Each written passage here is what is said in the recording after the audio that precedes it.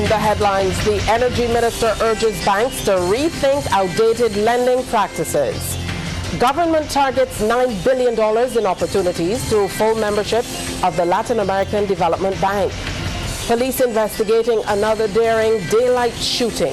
And in sports, Windies ready to go for a 5th consecutive T20 victory when they take on New Zealand in the morning. Broadcasting from our studios in the Pine St. Michael, this is CBC NewsNight, starting now.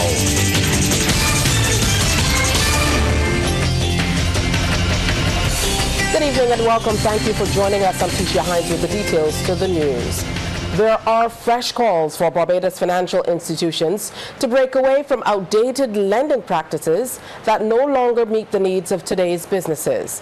Minister of Business and Energy, Senator Lisa Cummins, says the traditional system built around collateral and not capacity is not doing justice to modern businesses, especially micro, small and medium enterprises. Speaking at the Innovation and Growth Market IGM 200 conference at the Hilton Barbados Resort this morning, she revealed how government plans to help create new pathways for businesses to access funding. Our Anesta Henry was there, and she has more on that story. The traditional banking system focuses on collateral and not capacity. It prioritizes security, but it does not do so for sustainability. It traps too many micro, small, and medium enterprises in short repayment cycles with front-loaded costs and little breathing room.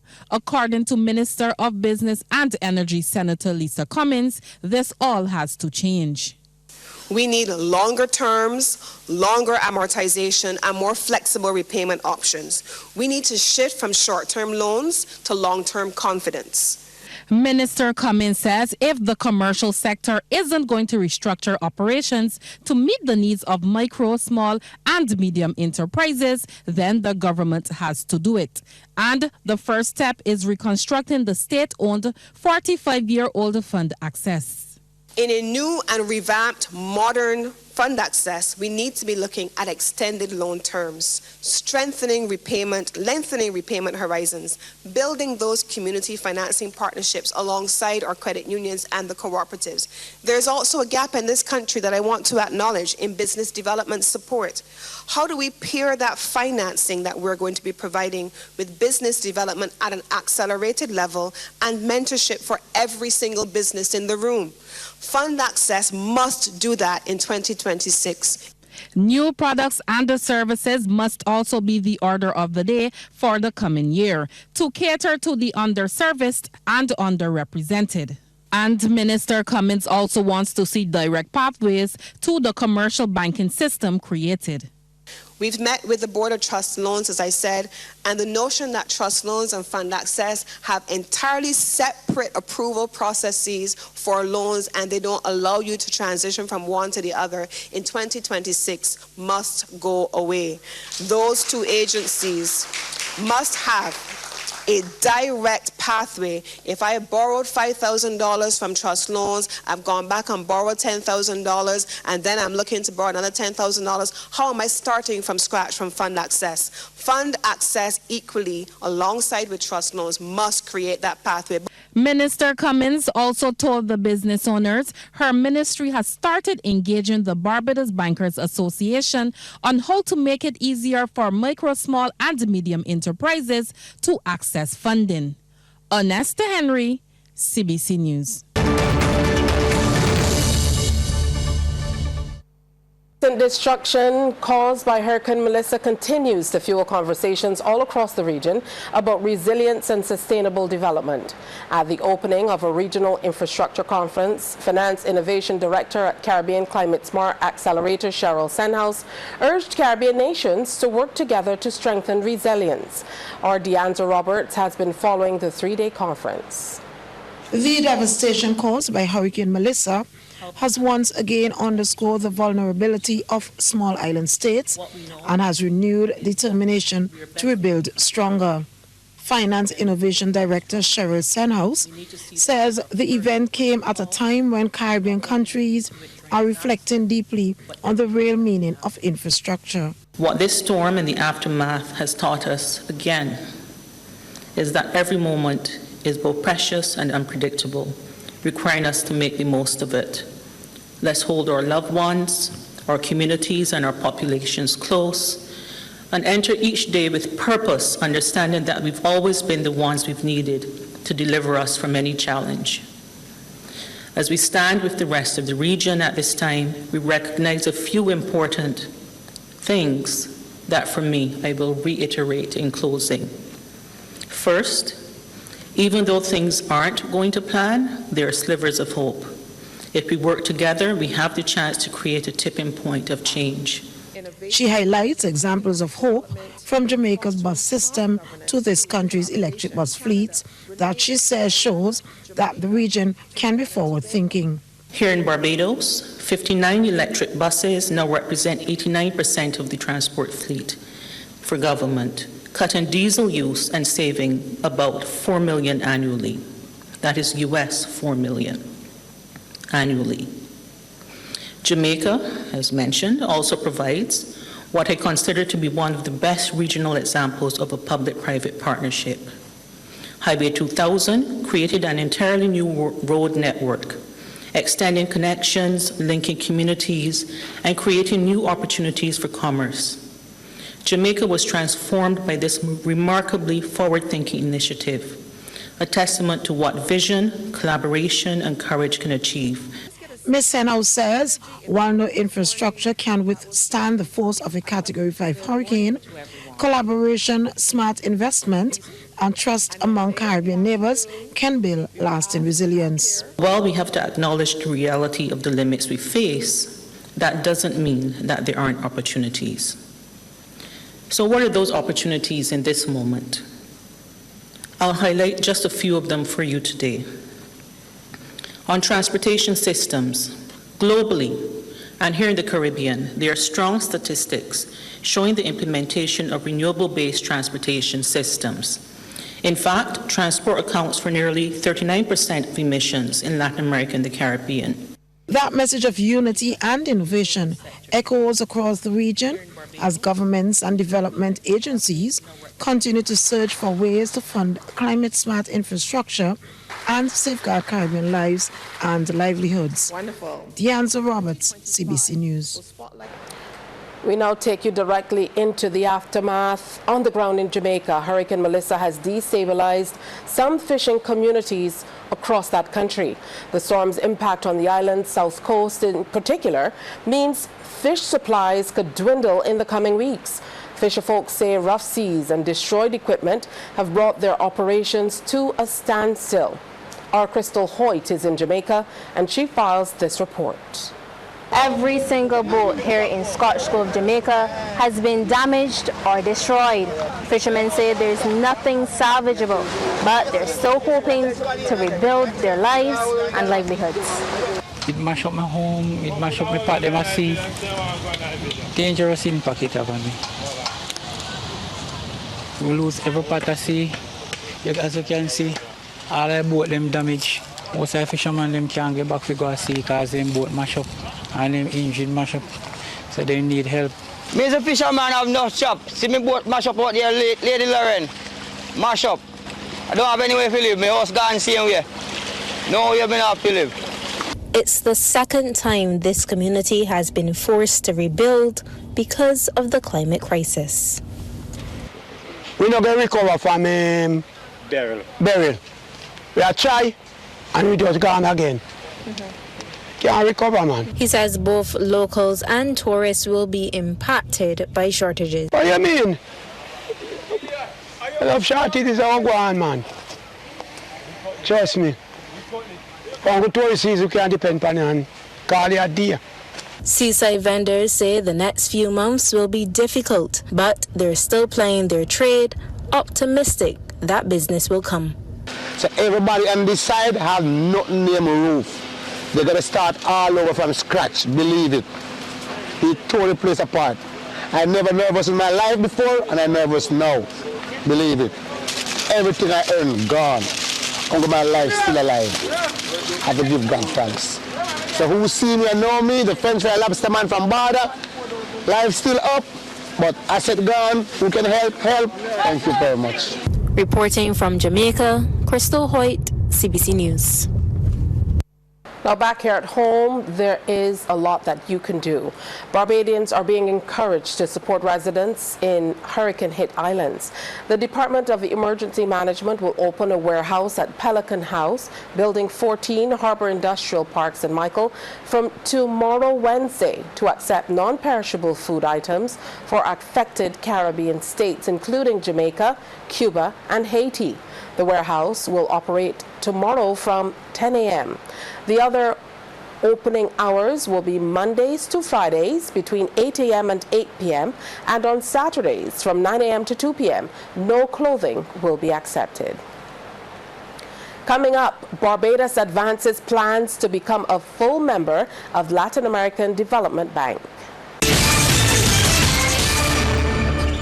Government is set to repeal existing legislation that governs its membership with the Development Bank of Latin America and the Caribbean, with the intention of becoming a full member. Minister in the Ministry of Finance, Ryan Strawn, says this will call for enhanced investment in the institution to ensure that all benefits are available to Barbados. He made the disclosure as he led off debate on the Development Bank of Latin America and the Caribbean Bill 2025. It is important to recognize that as we are here today to repeal the original bill, sir, because the original bill, sir, only spoke to the acquisition to becoming a shareholder at the most basic level, but not necessarily a full member. And therefore, the bill before the Parliament today, sir, is to repeal the original Latin American Development Bank Act of 2014, sir, and to replace it with a new subscription that sees us over the course of the next 15 years, settle our subscription with CAF. Minister Strawn says it's important that the government has access to funding for development over the next 2 years. He says Barbados currently has Series C shares, but will be looking to graduate to Series A, and the transition to a full member of CAF will allow the country access to roughly $9 billion in loan and investment opportunities.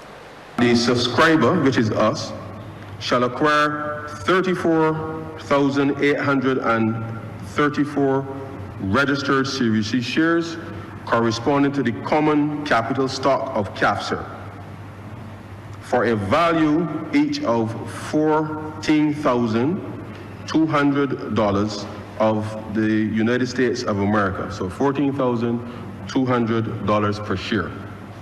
Now,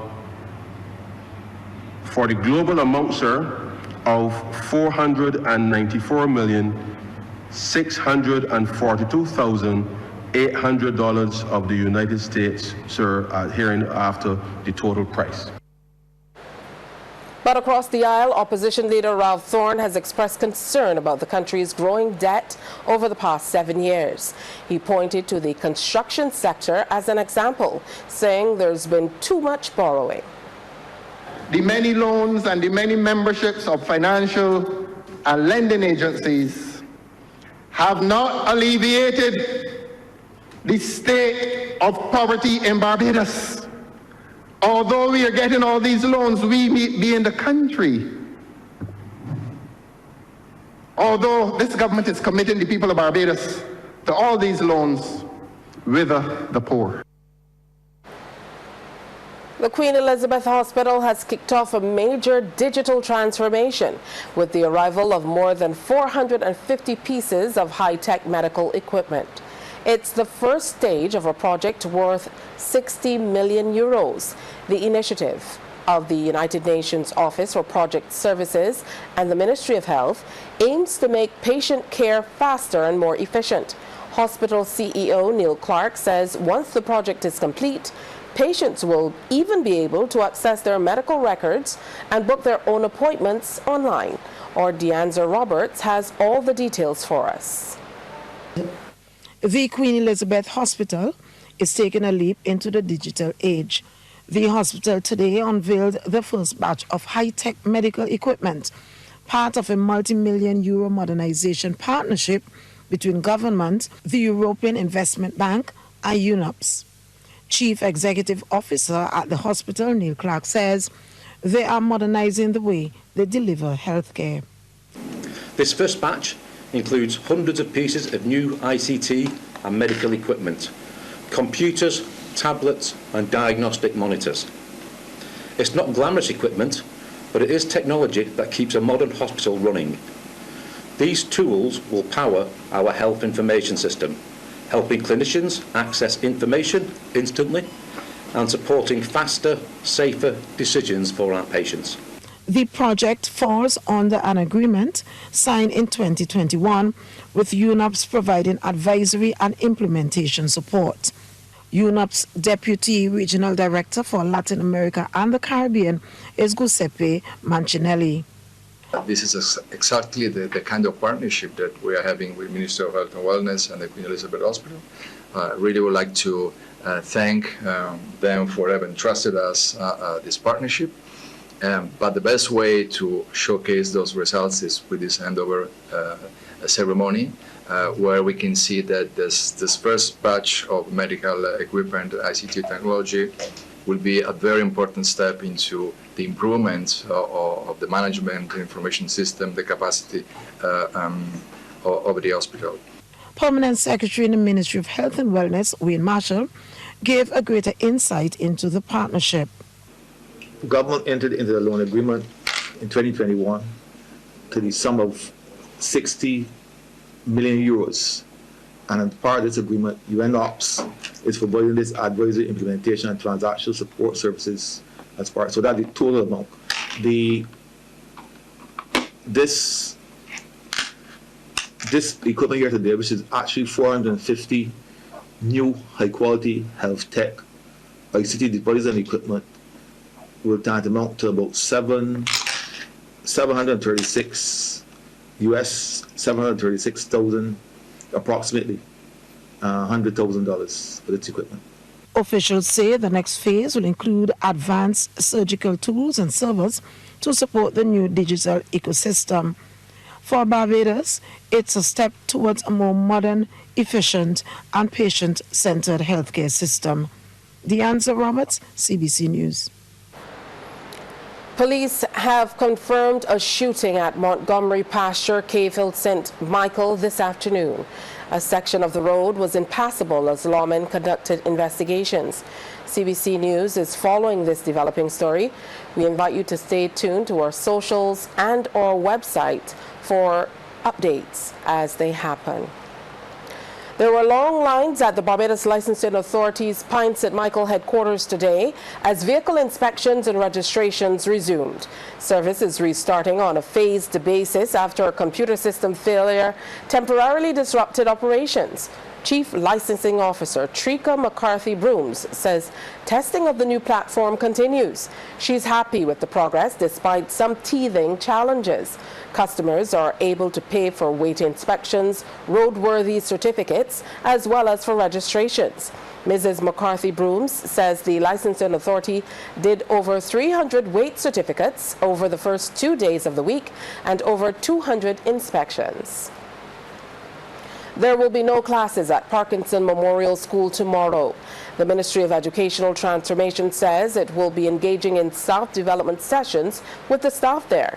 Classes will resume on Thursday. Time now for sports. Anne-Marie Burke is here. Good evening to you, Tisha. Good evening, everyone. We begin with news of cricket. West Indies captain Shea Hope is bracing for the challenge that host New Zealand will pose as the first of 5 T20 internationals gets going tomorrow at Auckland's Eden Park. Speaking at a media conference today ahead of the fixture, Hope said the 3-0 T20 series victory in Bangladesh was reason for his team to have a spring in their step. However, despite playing nearly 250 matches across all formats, Hope admitted he had never played at Eden Park, where the short and unusual position boundaries take some getting used to. Every time I come here is a special moment for me. I think playing against one of the better teams in the world, as a player, you want to challenge yourself, certainly in their home conditions. And coming off that 3-0 victory that we had in Bangladesh is a great confidence booster for us as a team. So just to keep challenging ourselves and testing ourselves and see where we are as a team, build into that World Cup. So initially it's a T20 series, but obviously it's a long tour, so it's about trying to gain that momentum. Hopefully we can get as much success as possible on this trip. Like I always speak about dimensions, conditions, adaptability. And in this particular situation, we got to understand that I don't expect the New Zealand bowlers to just put it in the slot for these straight boundaries either. So it's about understanding what you're going to get and formulating those plans to be as successful as possible, whether with bat in hand or with ball in hand. Hope also assessed West Indies' progress in the T20 format thus far. Like anything else, this is ups and downs. And the way how our cricket goes, we got to take the positive with us, regardless of what situation we think or feel we're in. But I wouldn't say that we're in a hole or in a hut. It's just being able to change things around quicker, especially on a tour when you're in foreign conditions. But I think the way how the guys are playing, the way how we're gelling as a team, certainly a lot to discuss. And I can certainly feel the progression. And that first T20 starts tomorrow at 2:15 a.m. Barbados time. Hilda Skeen defeated Blackman Angola by 1 run in a thrilling match today when the City of Bridgetown Credit Union Herman Griffith Primary School's cricket competition continued at Brayton. CBC's Anmar Goodrich Boyce reports on the first innings. Hilda Skeen batting first. Ken Dunhins to Jamari Waldron off the mark with a boundary. But Waldron's partner, Sergio Seeley, fell victim to Haynes. Caught behind for 2. Hilda Skeen sits for 1. Hilda Skeen were in further trouble as Waldron was adjudged LBW off this delivery from Jaden Callender. That brought Tyler Narayan to the crease and immediately he made an impact, pulling this one on the leg side for 4. Narayan was enjoying the pull shot, too short, and it's dispatched through the man at mid-wicket, and the misfield meant that it was another boundary. Keaton Ruther offered good assistance as well, too wide outside the off stump and gets the treatment it deserves. Haynes then returned and got the breakthrough. Ruther is caught and bowled for 16. Somebody dial the number and tell a friend the score is 23 for 3. Shaquem Belgrave was the new batter and he was in and out. LBW of Nathan Phillips without troubling the score, 24 for 4. Phillips picked up back-to-back wickets. Amir Harewood is clean bowled for a duck. Another one bites the dust. And the wickets kept tumbling. Parmesh DeHalt, the next one out. Hilda Skeen now sits down. Zekir Kinch was the new batsman. Here he is going for a big shot, but it's caught brilliantly and the fielder is off to the races. Hilda Skeen, 83, all out. And more Goodrich Boyce, CBC Sports. In reply, Blackman Angola needed 2 runs off the final delivery with 1 wicket in hand, but they were bowled out for 82 for Hilda Skeen to win by 1 run. Well, Dr. Carmita Douglin will not seek re-election as president of the Barbados Netball Association at next month's annual general meeting. In a letter to all clubs and players, Dr. Douglin, who was elected to the post in 2022, thanked the netball fraternity for her support over the 3-year tenure. The announcement comes at a time when the senior national netball team finds itself at the crossroads in terms of world rankings. Barbados has slipped further away from the top 10 and are now 19th in the world after a string of poor performances on the international stage. At the local level, Dr. Douglin has been advocating for the redevelopment of the netball stadium in Waterford, which is now being transformed by the government into indoor multi-sport arena. Speaking to CBC Sports, Dr. Douglin said she plans to continue working with netball.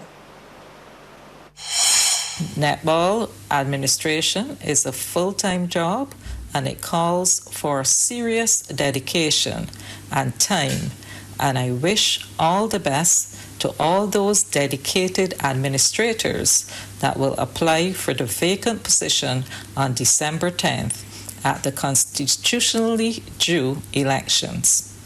I will continue to support netball nationally, regionally, and internationally, and will be willing to meet with the new board to provide information for a smooth transition. The Business Report, brought to you by the Youth Entrepreneurship Scheme, a department of the Ministry of Youth and Community Empowerment, supporting young entrepreneurs from idea to enterprise. The quest for knowledge is driving the new cohorts of the Youth Entrepreneurship Scheme. Some participants are just about to launch their own businesses, while others have already taken the plunge and signed up for the 4-month program. With the new session set to begin in just a few days, participants have been sharing their plans and preparing their Yes Business reports, outlining how they intend to make their mark in the business world. Our Trevor Thorpe reports. The National Youth Week event and its related activities have made a positive impact on the new cohorts enrolled in the second phase of the Youth Entrepreneurship Scheme 2025-26. Feedback from the newly signed on participants indicates a strong understanding on how business operates. They anticipate that the teaching and training provided by the program will open doors and create new opportunities for growth and success. One of them, Alicia Harris-Babb, recognized the program as a valuable opportunity to learn about entrepreneurship. She is clear on what she wants to take away from the initiative as she seeks to add clothing and bag sales to her current hair braiding services. Of course, being my own boss, that is one. And two, again, whatever knowledge y'all are teaching me. Another new participant, Demar Eastman, tells the Yes Business Report he enrolled to further his knowledge and strengthen his position in the marketplace. I joined the Yes program based on the success stories I saw in the past from different entrepreneurs to help further my business in farming. I was in the farming industry for a certain amount of years, but just give me the service I was here. So I just going to get a deeper indulge in terms of marketing, financing, purchasing, to get a greater sense of business mindset, so it will make sense and not only sense, and the dollars and cents, but make sense in total. Also, I have seen the success from previous entrepreneurs during the program, and it gave me the encouragement to join to see let me see what this business, what this is all about, and also to see how this can also help me to further my business in different aspects of the entrepreneurship scheme. He's also hoping the participants can build a network and help each other. The biggest thing I hope to take away from this program is partnerships or collaboration with persons, other entrepreneurs, that we could work together as one. Whereas if I have something that I'm looking for something from another entrepreneur, I could go forward and get it from that entrepreneur. This would build a connection gap or a connection between entrepreneurs in Barbados. Instead of running to big businesses, we could just come together as one. Just to find small businesses, to fund small businesses in Barbados. Lauren Averly has a clear and creative focus with photography, jewelry making, and graphic design. I decided to sign up for the Yes program because I wanted to know what is the best way to start out the business, the processes I'll have to go through, basically how to make sure I don't start something that I don't know how fully commit to. I'm hoping that by the end of this course, we're able to start up a business that helps the creative industry in Barbados. 58 students are enrolled in the training program, which will take the form of classroom hands-on sessions, field trips, company visits, and tours. Trevor Thorpe for the Yes Business Report. A new memorandum of understanding is set to help Barbados save foreign exchange, develop new sectors, and think more strategically about workforce needs. That's according to Executive Director of the Technical and Vocational Education and Training Council, Henderson Eastman. He was speaking after the signing of an agreement between his entity and the Barbados National Standards Institution. We are interested in creating and building new sectors. Right. Enabling new sectors, and we're going to need your help for that. So on the journey, we want to work together. We want to advertise together.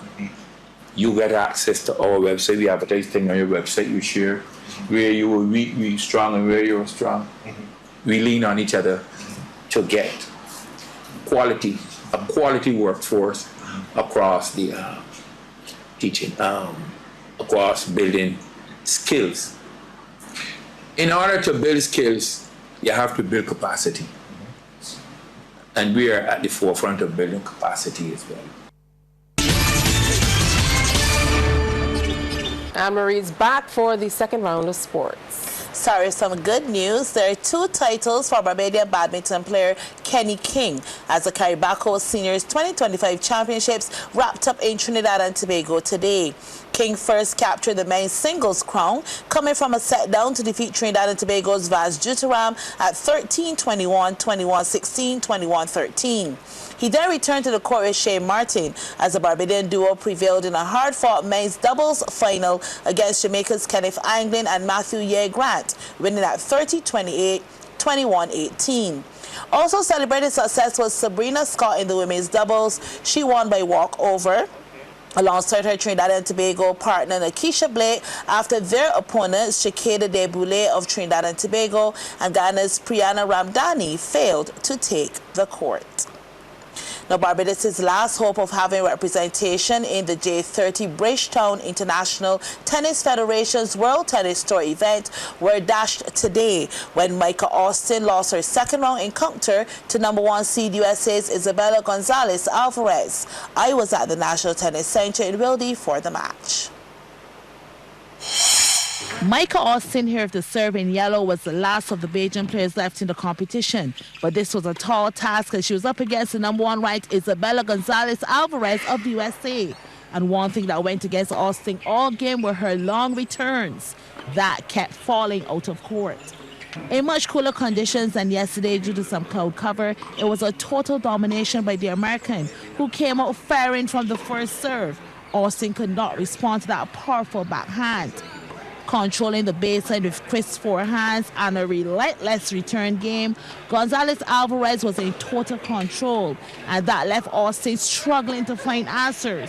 The return is into the net. From serve to return, everything seemed to click, and Austin was really just trying to keep up as Gonzalez Alvarez dominated the rallies and break points were converted with ease as she wrapped up the first set without dropping the game at 6-love. Into the second, and though showing frustration, Austin kept up some resistance and was able to gain a point as Gonzalez Alvarez hits into the net. There was no letting up though as the American maintained the pressure, dictating play from start to finish to complete the whitewash in under an hour's time. And here's where it was won. The serve drops in for an ace. The #1 seed remains unbeaten. The second set also taken at 6-love. End of the road for Austin and Barbados' campaign in the singles competition. Now, Sunshine Ballers have advanced to the quarterfinals of the Barbados Beach Soccer Championship after defeating Soundung Ballers 7-6. CBC's Anmar Goodrich Boyce has more. Round of 16 action in the Barbados Beach Soccer Championship. Sunshine Ballers in the black and yellow versus Sundown Ballers. The opening corner was converted by D1 Best. Sunshine Ballers with the lead.